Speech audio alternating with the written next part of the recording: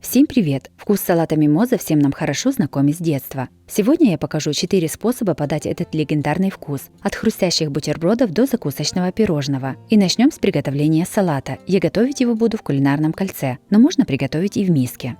Сначала маринуем лук для салата. Одну небольшую луковицу нарезаем кубиками. Я использую только половину луковицы, так как она у меня большая.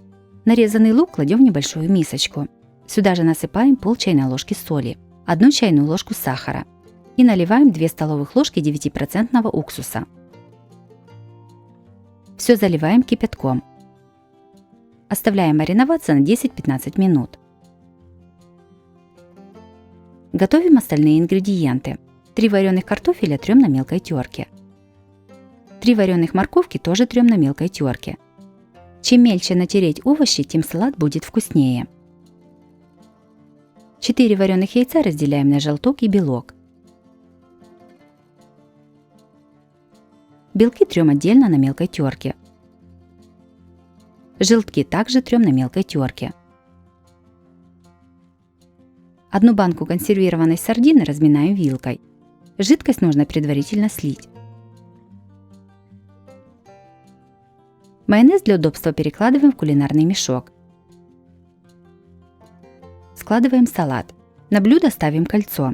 Диаметр кольца я выставляю 17 см. Сначала выкладываем слой из картофеля. Равномерно распределяем его ложкой и немного утрамбовываем. Картофель немного солим. Наносим сеточку из майонеза. Следующим слоем кладем тертую морковь. Равномерно ее распределяем и утрамбовываем ложкой. Немного солим. Наносим сеточку из майонеза. Третьим слоем выкладываем рыбу. Равномерно ее распределяем. На рыбу кладем маринованный лук. Наносим сеточку из майонеза. Следующими кладем желтки. Распределяем по всему салату. Не забываем примерно 1 желток оставить для украшения салата. Сразу же на желтки выкладываем последний слой из тертых белков. Равномерно их распределяем и утрамбовываем. Украшаем салат. По кругу салата кладем веточки укропа. На них насыпаем тертый желток. Имитируем веточки мимозы.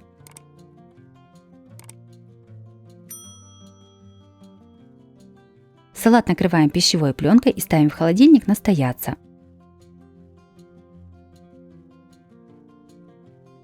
Салат настоялся. Аккуратно снимаем кулинарное кольцо. Салат готов, можно подавать на стол. Салат мимоза получился очень вкусным и красивым. Он прекрасно подходит на любой праздничный стол. Готовится несложно и продукты все доступные.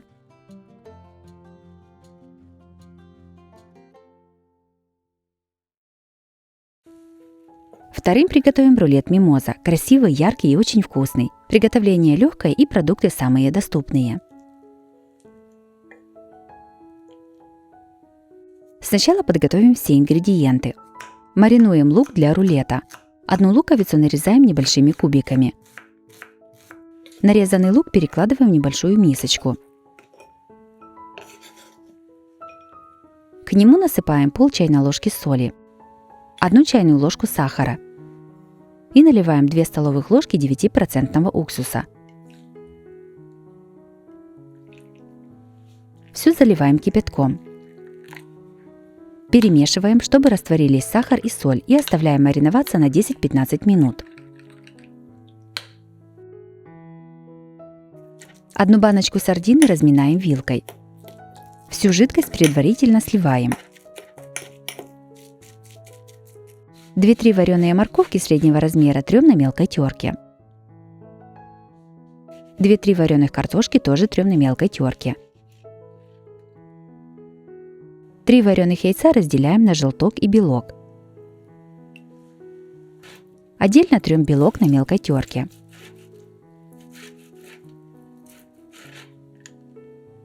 Точно так же трем желтки на мелкой терке.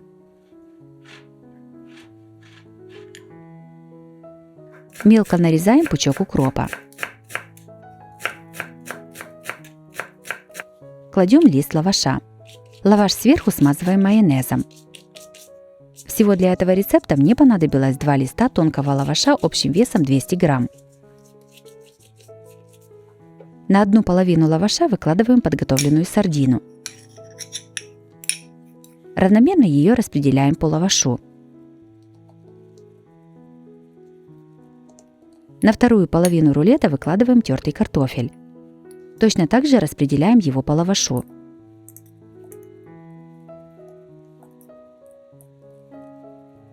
Картофель посыпаем измельченным укропом. Немного его солим. На сардину выкладываем маринованный лук. С лука предварительно нужно слить всю жидкость. Лаваш с начинкой заматываем в плотный рулет. Скручивать начинаем со стороны, начиненной сардиной.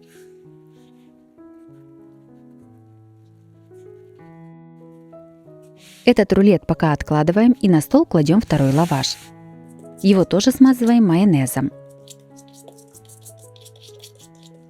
На одну половину лаваша выкладываем тертую морковь. Равномерно ее распределяем по всей поверхности лаваша. На вторую половину выкладываем тертый белок. Распределяем его по лавашу.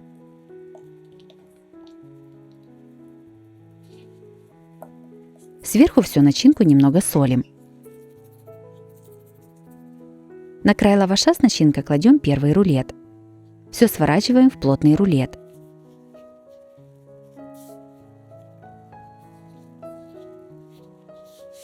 Приготовленный рулет заматываем в пищевую пленку и кладем в холодильник настаиваться до момента подачи на стол. Тертые яичные желтки тоже нужно убрать. Если рулет нужен быстрее, то этот этап можно пропустить. Перед подачей рулет достаем из холодильника.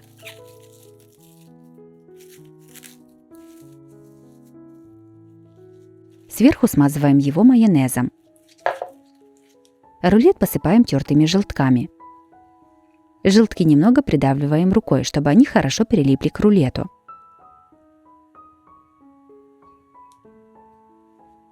Приготовленный рулет нарезаем порционными кусками и красиво выкладываем на блюдо.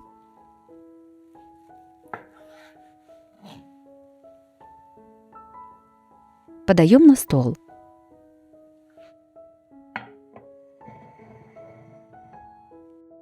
Рулет мимоза получился очень красивым и ярким. Он отлично смотрится на праздничном столе. Такая закуска готовится просто, и продукты самые обычные и привычные.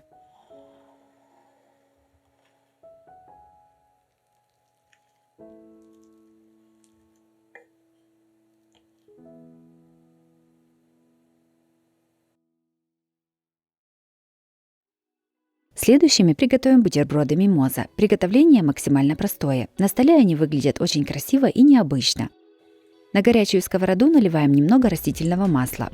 Выкладываем ломтики батона. Подсушиваем батон с одной стороны до румяной корочки. Чтобы было быстрее, возьмите сразу 2 сковороды. Таким методом подготавливаем все ломтики батона. 2 вареных яйца разделяем на желток и белок.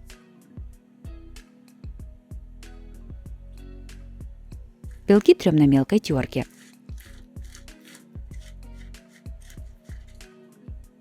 Отдельно трем желтки тоже на мелкой терке. Одну вареную морковь трем на мелкой терке. В миску кладем 1 банку сардины без жидкости. Разминаем ее вилкой. У меня банка сардины весом 240 грамм. К рыбе добавляем тертую морковь и яичный белок. Заправляем примерно 2 столовыми ложками майонеза. Все перемешиваем. Начинка на бутерброды готова. Приготовленную начинку выкладываю на подсушенный батон. Бутерброды с начинкой кладем на блюдо. Этого количества начинки мне хватило на 16 ломтиков батона.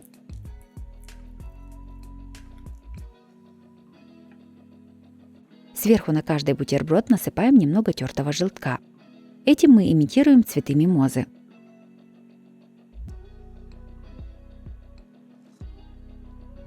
Украшаем небольшой веточкой укропа.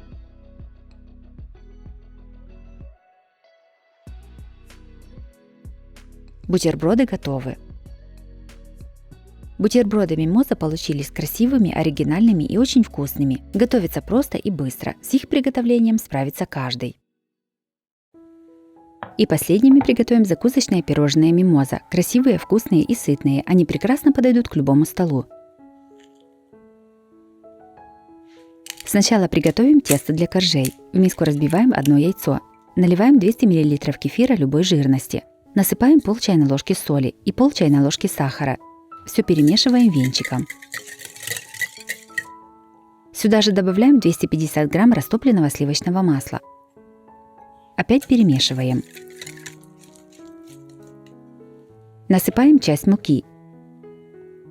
И добавляем пол чайной ложки соды. Перемешиваем.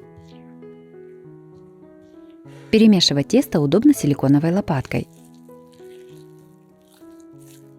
Когда тесто немного перемешалось, добавляем остальную муку. Мне понадобилось примерно 450 грамм муки. Количество муки смотрите по консистенции теста. После замеса тесто должно остаться слегка липким и мягким. Тесто накрываем крышкой и ставим в холодильник минимум на 30 минут, можно на дольше. Готовим начинку. Берем 2 банки сардины и сливаем с них жидкость в отдельную емкость. Немного этой жидкости понадобится чуть позже. Сардины разминаем вилкой. 100 грамм сыра трем на мелкой терке.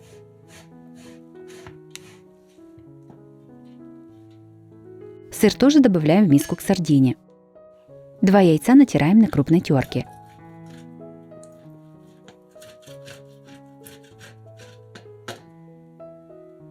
Яйца тоже добавляем к сардине. Нарезаем пучок укропа.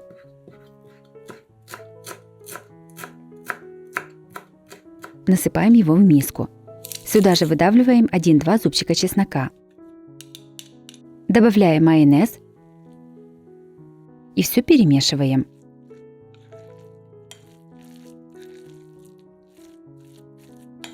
Если начинка получилась густой, наливаем немного жидкости из сардины.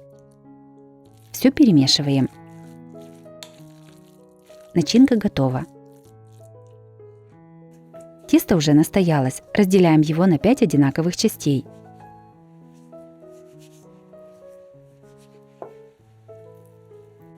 Берем одну часть теста и раскатываем ее на пергаментной бумаге. Раскатываем тесто в прямоугольник величиной примерно 20 на 30 сантиметров.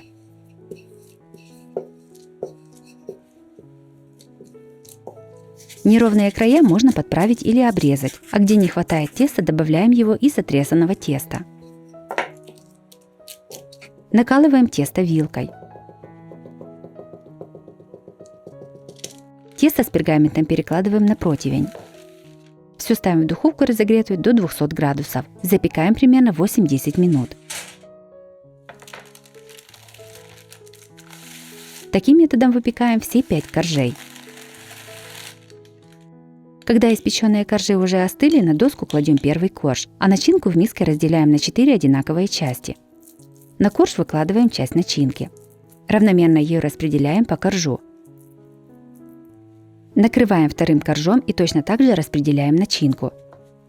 По краям смазывать начинкой не обязательно, так как потом их все равно будем обрезать. Таким методом складываем все коржи с начинкой. Пирожное накрываем пищевой пленкой и ставим в холодильник настаиваться. Я поставила на целую ночь. Пирожное настоялось. Снимаем пленку. Срезаем все неровные края.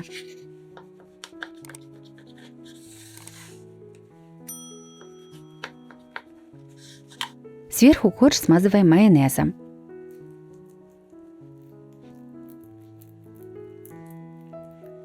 Четыре вареных яйца разделяем на белок и желток. Белки трем на мелкой терке.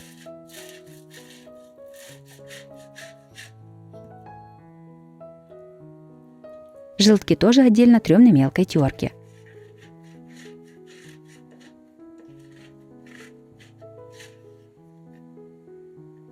Весь закусочный торт посыпаем сверху тертыми белками.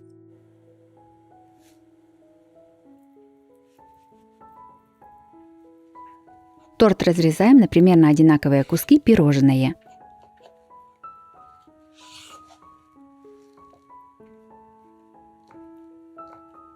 На каждый кусочек насыпаем тертый желток. Сверху выкладываем по веточке укропа. Пирожное готово. Выставляем его на блюдо и подаем на стол.